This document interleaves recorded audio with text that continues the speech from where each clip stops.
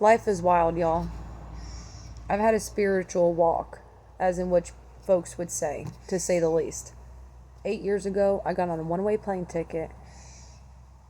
Within 10 months, my worst fear happened. My grandmother passed away. 10 years before that, my grandfather came into the picture. My now grandfather came into the picture and gave her her fairy tale. Little did I know, after she passed away, he would become a Prince Charming in my life. Fast forward, this was in 2017. Fast forward 2020, COVID. I sell the house, I buy a motorhome. Being guided to do this, I come back down south to South Florida, where I'm from, end up parking in my grandfather's property and spending the best 2 to 3 months of my life. He healed something. He was such a huge character in the healing process of which I had to go through after having daddy issues. Let's be real. That's what it is. That's what it was. However, which way. So that happens. I'm guided to go back up to the mountains. Boom. I work on top of the mountain. Within a month, I'm getting a job offer to go to West Tennessee. I stay on that farm for about 10 months or something like that. And I end up going back down south to my grandfather. I was on that property right here on the other side of this fence in my motorhome. And then I spent just a little bit before I left on this property on the other side of this fence. But the second time I came down here, I stayed in that trailer on the other side of this fence from a man that would come down here for the past 30 years during the winter. I'd put AC units in there with my grandfather. I got sick and he would come over there. I got videos of him handing me food and everything in the backyard. I had the most intimate memories when it comes to that divine masculine love for the first time with a man that always worked out of his heart chakra. Always. All he wanted to do was tell jokes and put a smile on somebody's face.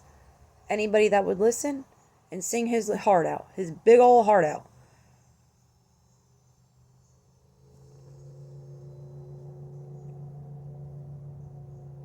Fast forward, almost 3 years later, here I am on that property that I would always pass through to go from there to there. And it was always like a pit stop because me and Buddy, we would sit, smoke it down, BS, whatever, cool guy. I enjoyed that property, this property, and that property. All the memories that I have just from the 5 months altogether that I was here day in and day out, walking in and out of the front doors, and just here. I wasn't working. What I was doing was helping him. I was literally embracing that time I had fully with a man that I've had half my life right now at the age 32. He came into my life when I was around 15, 16 years old.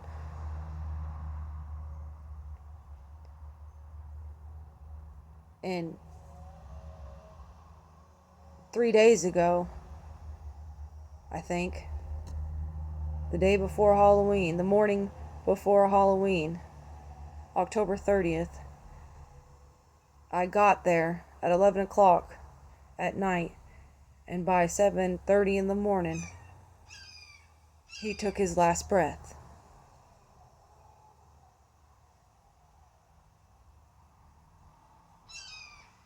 I ended up talking to his neighbor. He ended up in tears, and he's going to be up north for a bit.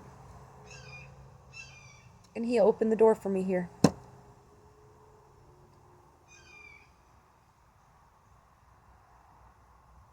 When I have family members that didn't,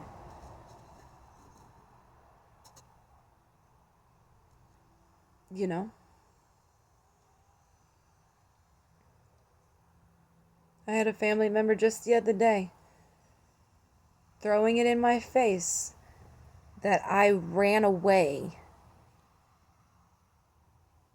because I followed my heart to do what I thought was best for me for the first time in my life at 24 years old, to find myself.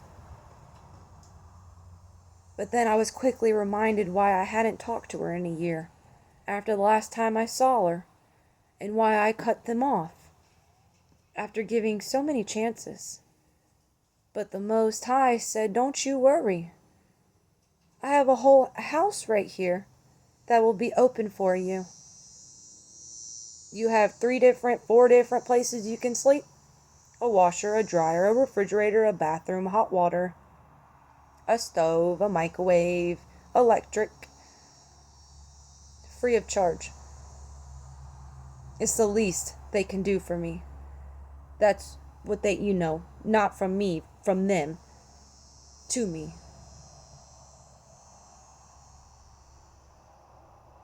And in the midst of such a heartbreak,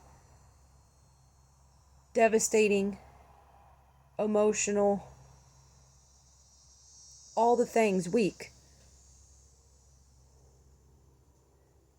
Allegiant Airlines, the one who helped me purchase my tickets, a house that was opened for me to stay in, was handed right to me.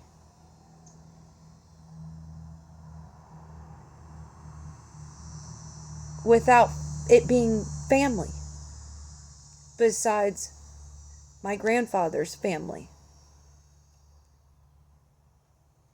My sister, she did come and pick me up from the airport.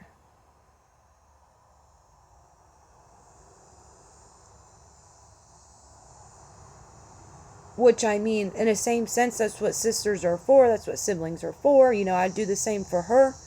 But in the same time, like,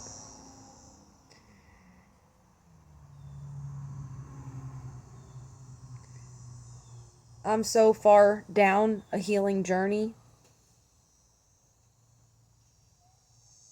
that I can only do so much, or entertain this so much,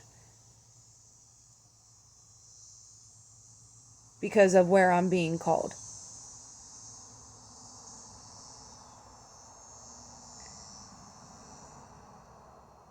And as I sit here and have this full circle moment, reminiscing on all these memories, on how blessed I've been, I'm so broke right now.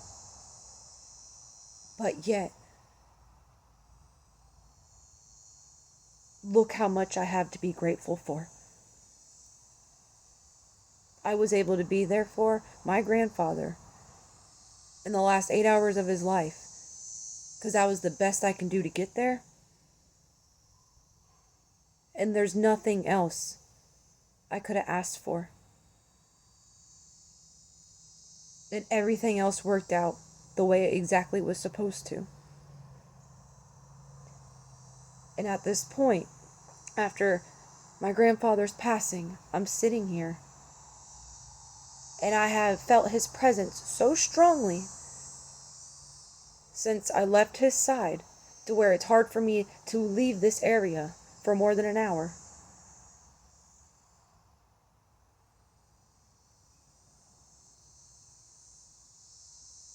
It feels so surreal, but it also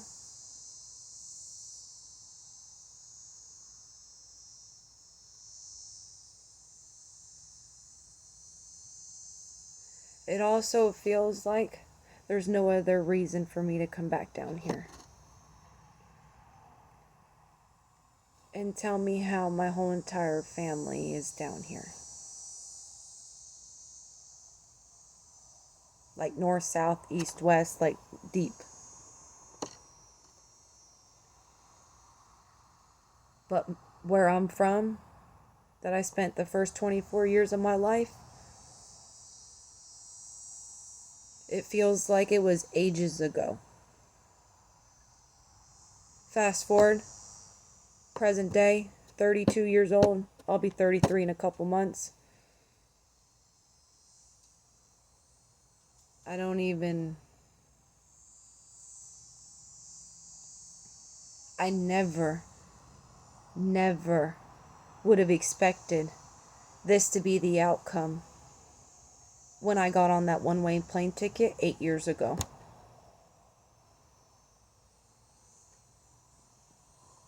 I've put so much work when it comes to this healing journey, this spiritual journey, this finding the Most High, this finding the Father, the Mother, all the things that I never would have thought, anticipated.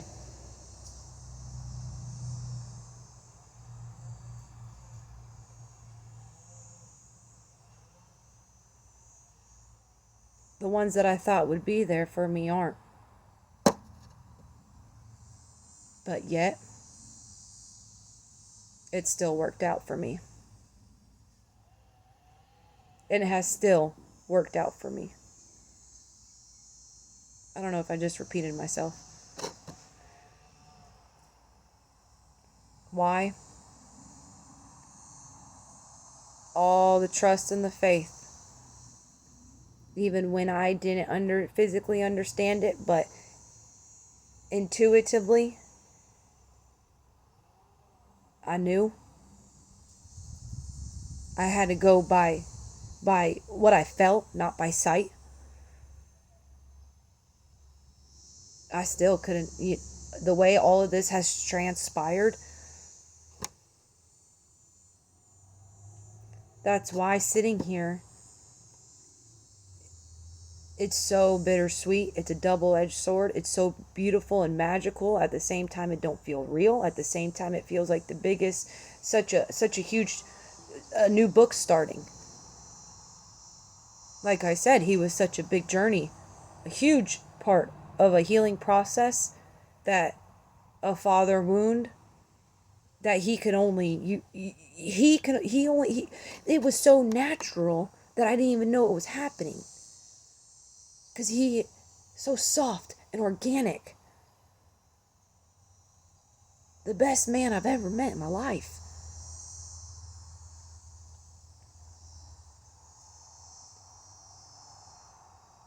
And it's like, I can't even amplify the significance of the testimony, of which I'm even trying to elaborate, because this is just so surreal to me right now. This don't even feel like where I'm from. In the way everything has happened this past week. And since I left Florida, the most magical times that I've had back where I'm from is with my grandfather, who married in when I was in my teenage years, who became my Prince Charming after my grandmother passed away, which was my worst fear within the first year I left Florida.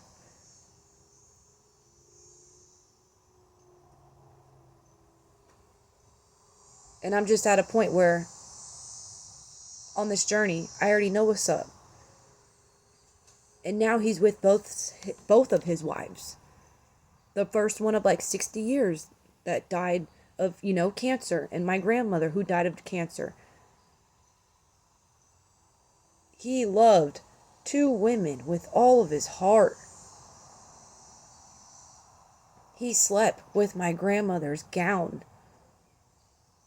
Always saying, I wish I got more than 10 years with her. And I tell him I said, Grandpa, those were the best 10 years of her life. Remember that. Because she didn't have an easy life. Left with 3 boys and neglected. Done it by herself. And when you're on this so-called spiritual journey,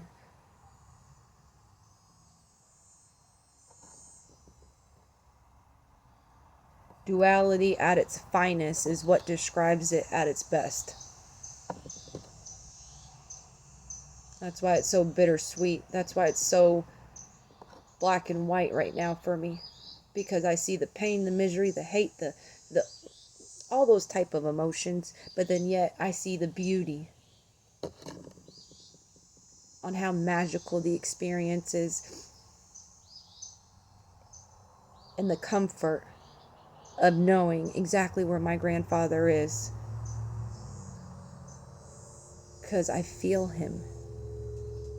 Just this morning when I was drinking my coffee over there, a flock of blue jays came in, and he would always talk about blue jays after my grandmother's passing. A blue jay coming and knocking on the window and stuff like that. When it comes to a spiritual journey, you have no idea what's in store for you. The only thing I can highly suggest to you is to follow your true self and your intuition and being your authentic self. And the rest will work out. Because this journey that I have been on,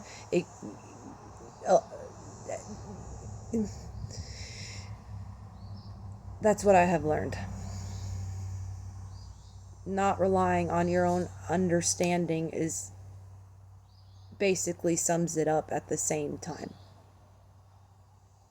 Because you can only do so much on your end to the point where you gotta let the spirit do its work as well. The spirit realm. And that's why this is so magical. Because I'm sitting here and spiritually I'm just tickled to death. Even though I gotta leave in an hour. And I'm trying to just embrace every piece of it in which I can. Because this whole experience this past week has been so supernatural. But when you understand the depths of me and my grandfather's connection to where it was telepathic, 600 plus miles away,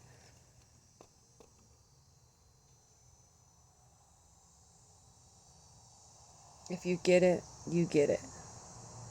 But it's also what this journey, what this walk, why you're here, it's exactly what it's all about. The physicality is a facade to an extent.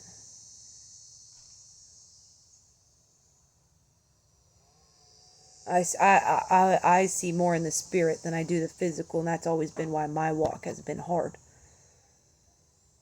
But this man right here that I'm talking about, my grandfather,